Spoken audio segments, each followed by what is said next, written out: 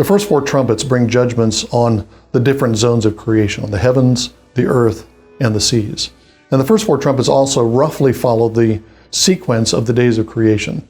There's a judgment on the sea in the second trumpet, which is a judgment on the thing that's formed in the second day of creation. There's a judgment on the waters that are in the land, which is a judgment on what's formed in the third day of creation. Then there's a judgment on the heavenly bodies, which matches the fourth day of creation week. And when we get to the fifth trumpet, we find that it's still following the creation week. The fifth day of the creation week is the day when God made all the swarming things. And the fifth trumpet reveals swarming things, locusts that emerge out of a pit. A star falls from heaven, a star named Abaddon or Apollyon, and it goes into a deep pit, into the abyss. And from that abyss comes a cloud of smoke. And out of the smoke emerge certain creatures that look like locusts.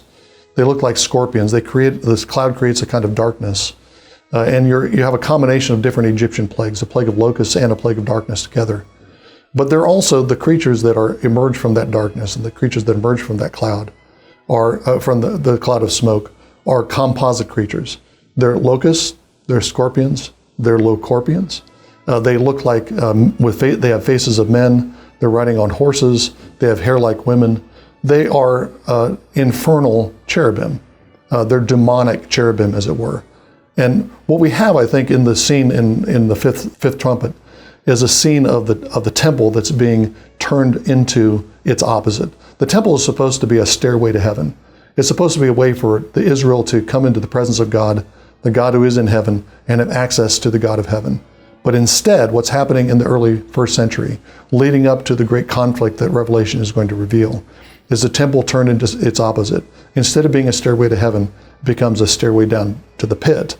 And Satan occupies the temple. And from the temple, occupied by Satan, we have these hordes of demons flow out, stinging people, causing pain, creating havoc throughout the land.